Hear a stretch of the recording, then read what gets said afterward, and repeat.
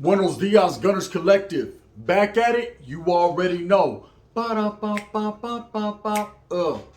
Here goes another one. Ba-da-ba-ba-ba. I said another one. Ba-da-ba-ba-ba.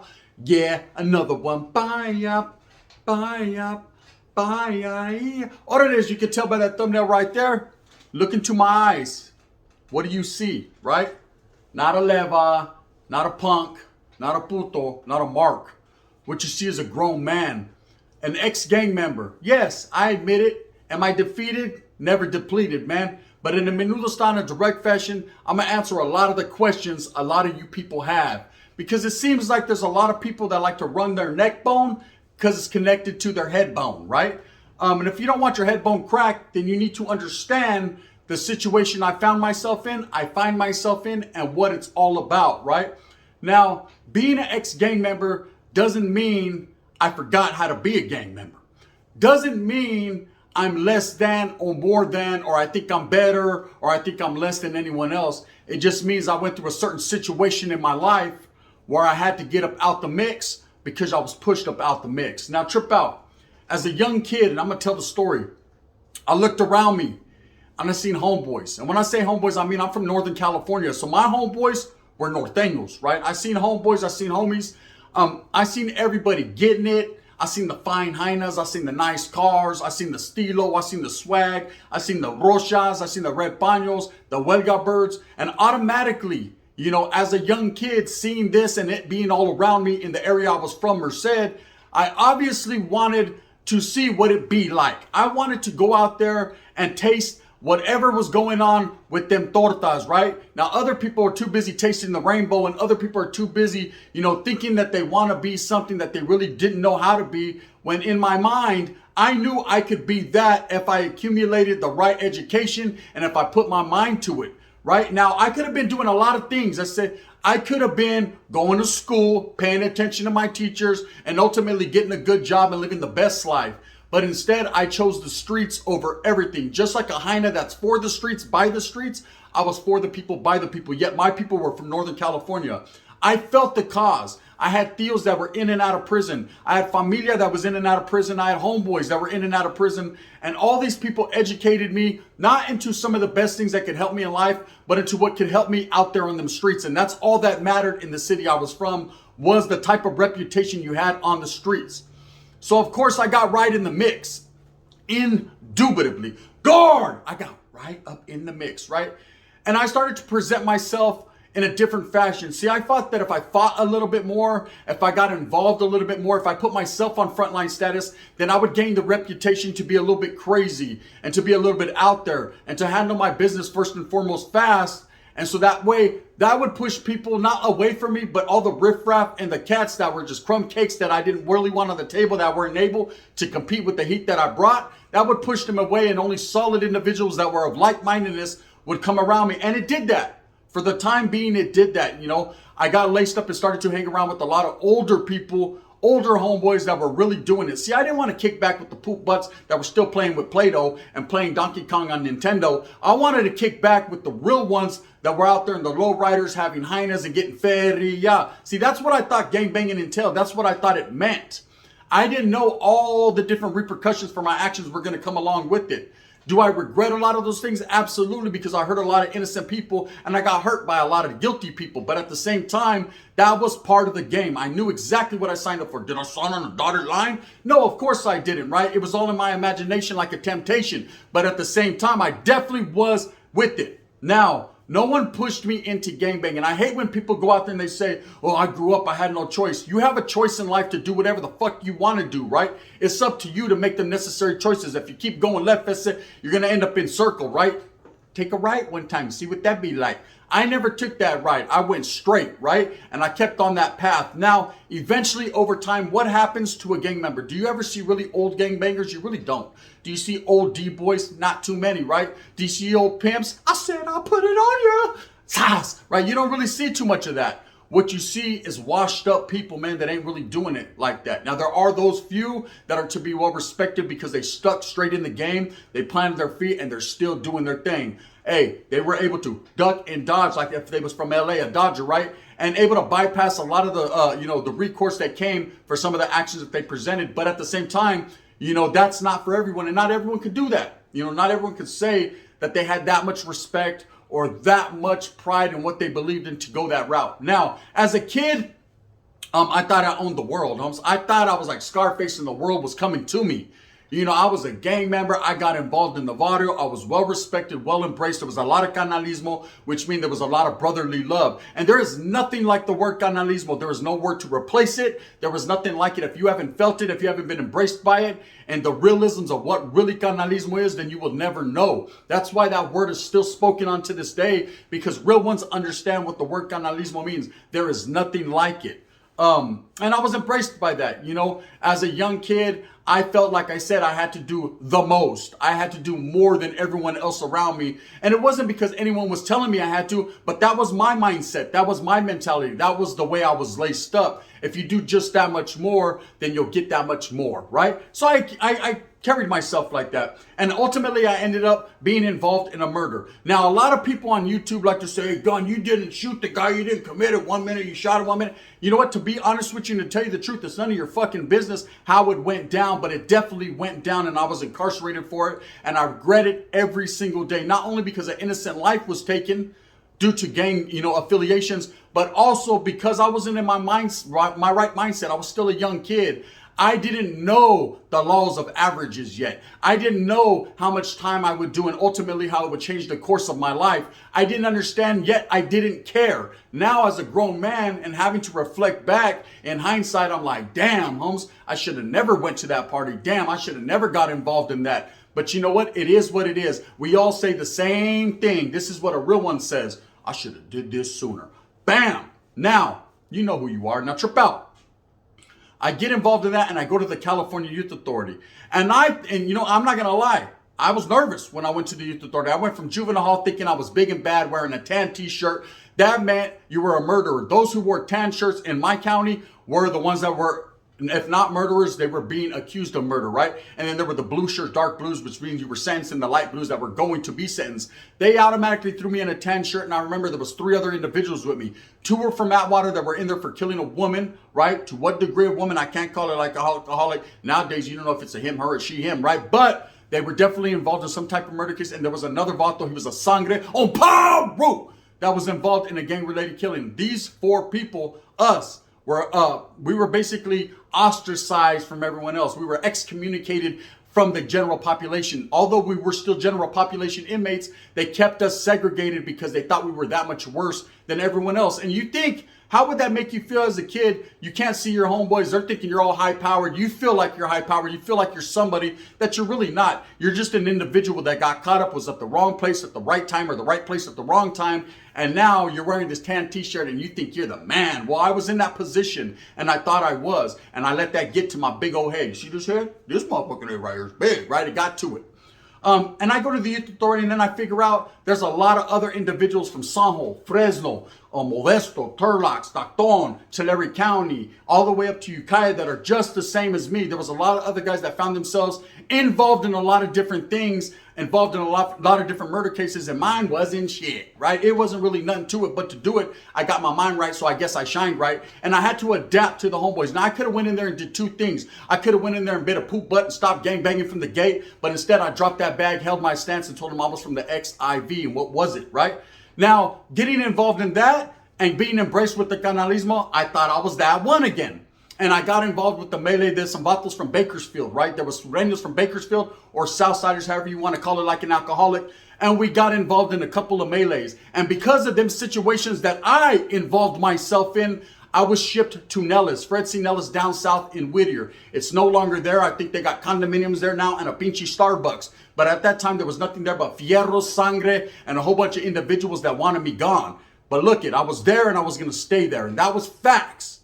You know, all these individuals on YouTube, Gunner, you were Levi, you were a Case, you were a Punk. You know, you ain't never been there, so you don't know what it took to go every day out of that compa to that school area and fight for what you believed in, or every day to roll into a different compa and establish homes and be involved in riots and melees for your people when most of your people turned their back on you and would run, homes. There was a very few of us that would stand our stance. I was one of them. Why?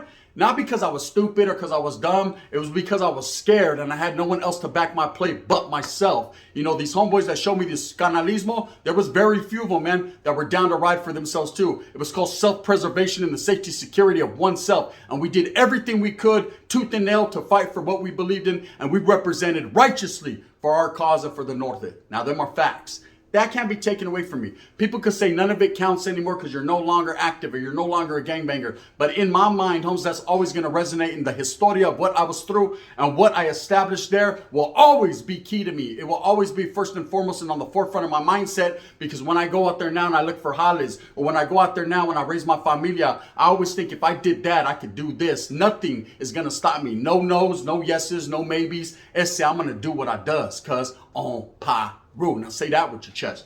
Trip out. You only know if you know, and most of you don't. But I'm going to give you the knowledge you can't get in college in the game from the eyes of an ex-gang member. Now, Trip, I graduated from that back to the calles, and now I really thought I was somebody. See, now I really thought and had the mentality that I was that one. If I survived that, I could survive it all, homeboy. And I was going to make people feel my anguish and my hurt. Every time that I was in that oil pacing back and forth and eating SOS and eating that soggy bologna sandwich and that cat food that they served us, you guys were going to feel the recourse. You were going to feel the repercussions for my actions. I was going to make everybody feel exactly how I felt. So my gangbanging took it to a new level. I took it to a new height. I took it to a new status, right? And I decided that if for no other reason, I was going to utilize having done this time and everything I've been through and reflected on other people. Even my own homeboys, I went hard on them. See, I was one of those guys, I was a hardliner.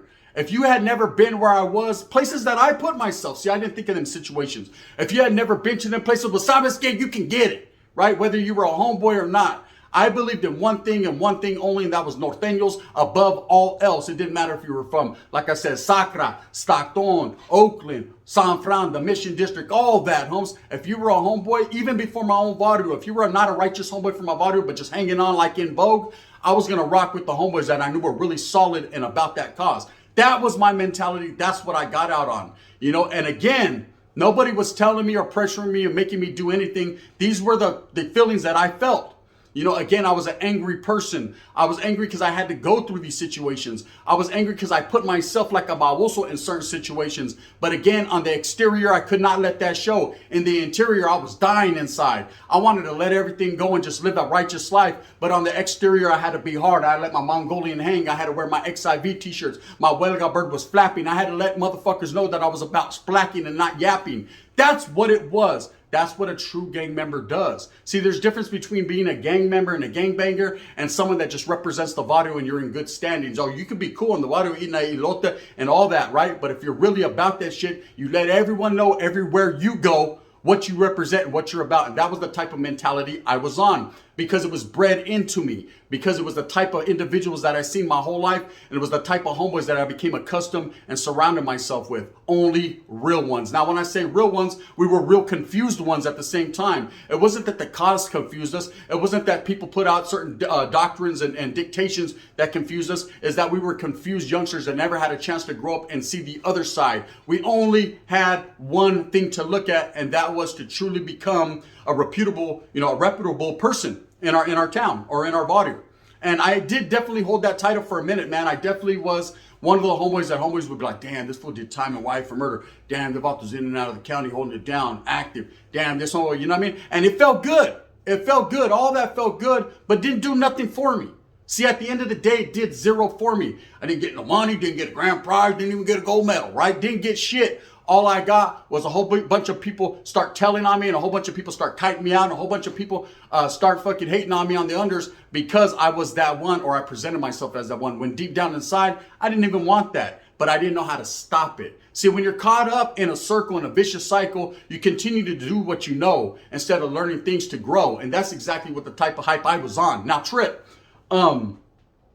as I go to prison in and out, I start to understand what it is to be an adult. I start to become a man. I start to understand that you can make decisions in life that are going to really affect your life. See, the youth was already done. I done lost all that. While everybody was going to Chuck E. Cheese and having birthday parties, I was out there going around the bend in Ellis with fierros. While everybody was over there playing Nintendo homes, I was playing with people's lives. When everybody was over there, it's my party and I cry if I want to. I said we were in the oil pacing back and forth thinking about the movie Scarface because we had nothing else we remembered. There was different things, and I understand you do what you do, and it's on you. And I understood that, but it shouldn't have been on me. I was a young kid. I never got a second chance. I never got anyone, or no one ever told me, hey, mijo, look, go this way. Everything was like, yeah, get it. And I continue to. And I continue to this day to get it, only in a different light. Now, Trip. So anyways, I graduate in and out of prison. Okay. And I'm starting to realize those around me, those old homeboys, those old school that were solid are no longer there. Now it's a new breed. Now it's new faces. Now it's new people. And I'm still doing the same old love song. I'm still the same old motherfucker that I was. Ain't never switched up. Ain't never tripped. Always quick to slip the clip in and get to spitting. But what's happening around me is people started to fall off. See, a new thing started to happen, which was called dropping out, which I've already spoke on that. There's only one way to drop out. You have to drop in. But people started to fall off the wayside. They started to stop gangbanging. I had a lot of homeboys that were once the type of individuals I could knock on their door and they'll pull out the AK and let's get it. Nowadays, they wanted to kick back and go to church with their old ladies. And I wasn't mad at them. Like Tupac, I ain't mad at you. You know what I mean? If you want to have an old lady and do your thing, I ain't mad at you. But I'm going to continue to do the same old thing. And guess what would happen? Was these same individuals that rocked with me, that did the same old thing with me, were now the type of individuals that were quick to turn me in and talk about me. Damn, look at that about that. He'll never learn. He'll never change. When back in the days, I wish that we could change together. But see, there was no more canalismo for me. There was no more love. Because everyone looked at me like I posed a potential threat to their safety and security. If I came around with some of my gangbanging bullshit, I was going to get them incarcerated. So what they do, they started to tell on me to get me out the fucking way so that they can continue their best life while I'm sitting there in the oils, locked up, living that life. Now, you say to yourself, if you're really committed and you really got that heart and you're really gang related, homes, yeah, you'll get the accolades. Yeah, people will tell you, yeah, you're the one, you're cool and everything. And that's fine and dandy, homes. If that's what floats your boat, if that's what makes you feel good in the morning, that you're a solid and a good dude in the eyes of a whole bunch of strangers that really could care less about you, then that's cool. I'm not here to poison people. I understand that in certain situations, you have to live your own life and go through your own story. Every story is different. Not every story is going to end the same. But my story took drastic turns. And I'm going to tell you when they started to take drastic turns. When I started to get incarcerated and get tired of no one helping me out. None of my homeboys were taking care of my kids. None of my homeboys were sending me feria. None of my homeboys were going checking up on my own lady besides boning her. Nobody was doing nothing for me. The same ones that said, I got you no matter what, homes, because I had them. I would get out and send money orders back to the homeboys on the linea. I would get out and go make sure that their old lady had groceries. See, I would get out and make sure the whole hood had Thanksgiving. I would get out and make sure if the homeboy was on the side of the road, homeboy's trying to fix his tire, I'd hold that motherfucker up like a jack so he can get his tire on. There were certain things that I was doing that other people were not willing or able to do, and it started to turn me around. It started to get me to thinking, and all you have to do in a normal thinking person is plant a seed. Once that seed starts to hatch, they start to say, hey, what's going on here? See, I see flowers over here. There were some flowers over here. Guard, you know what I'm saying, right? And this is how it is. So a seed was planted. It wasn't planted by a particular individual. It was planted by what I was seeing before me. What I was seeing was the demise of the cause that I truly believed in. Now, the North is not ever going anywhere. It's always going to be there, homes. It's established. The founding father started it, and it's going to continue to strive and struggle for what it truly is. And that's the cause of total victory for the people of equal status, man. People for social status of equality, people that believe that they're equal. But at the end of the day, none of us are equal in this world. See, none of us got nothing. Or maybe we are equal. We're equal and we ain't got shit. We're the have-nots. And I truly believe that. But that's me and my thinking. Anyways, as I started to get accustomed to what was going on around me and how the differences were starting to impact my life, how I was hitting yardas. There was only 3 or 4 homeboys where there was once 10 or 15. And I started to ask homeboys and inquire, hey, what's going on, bro? Where's all the homies out there? Hey, they're falling off, bro. And they were falling off for one reason or another. Either they were getting their mind right so they could shine right and taking care of their families, or they were punks and scared, right? Individuals had their own reasoning why they were doing what they did. Now, from the beginning of time as a youngster, I seen vatos hugging toilets and scared to come out to the riot. I seen vatos refusing to go to school. I seen vatos staying in the oil and refusing to come out. I seen vatos segregating themselves because they were scared to go out there and get scratched on a little bit by a pico de gallo. But guess what? I got motherfucking bumps, bruises, shotgun shells, all kinds of different things that fucked my body up because I was going out there really making it happen, right? I was really sacrificing myself for this cause that I believed in. And I continue to every day here on YouTube, spitting my story so that the youth don't have to go down the same route that I did. Or maybe they could open their ears and listen one day and say, God damn, that about went through some shit, you know? I don't care about trolls. I don't care about what the he say, the she say. I don't care about how people feel about the way I do what I does. At the end of the day, I'm here for a positive message. The positive message is on for the raza, and I know we're all the same. Whether we ever come together and we're all one clica, it doesn't matter, homes. See, onda don't shine shoes, and we're all from the onda. It's all good. Now, eventually over time, I decided, you know, the homeboys were starting to involve themselves in some frivolous activities. You know, still, I was not ready to give up the ghost. Still, I was not ready to quit what I was doing. And I've told my story, you know, in Susanville, where eventually, ultimately, you know, because I felt a certain way, because I was from the old school and I was raised a certain way and times were changing and I didn't agree with, I found myself in a situation where I had to go to the yarda and do some red on red. I had to go out there and hold my position and hold it down for the people I truly believed in. Now, of course, ultimately, I felt like people turned their back on me. I felt like people were scared to voice their opinions, so I had to do it for us. And you see how it ended up. I was pushed out. I was no longer in good standings. I wasn't the greatest of fellas. I never told on anyone. I never went and testified against the homeboys. I never snitched on it. I never did any of that. All I did, you know, was speak up for the homeboys. Hey, the motherfuckers are getting high. What the heck? You know what I mean? We're not supposed to do that. Northerners don't get high. Things change, times change, and I understand. And I ain't mad at nobody because it was the greatest thing that could have happened to my life. Because then I was put in a position where now I no longer had the North. They no longer had me. I didn't have them. No, I wasn't dropping out of nothing because I never dropped into an organization. Respects to all the organizations that are doing their things. That's a whole different level, and that's their thing, not your thing or my thing. Their thing, right? But I definitely understood that I was no longer in the best of standings to my homeboys. Did they turn their back on me? Some didn't.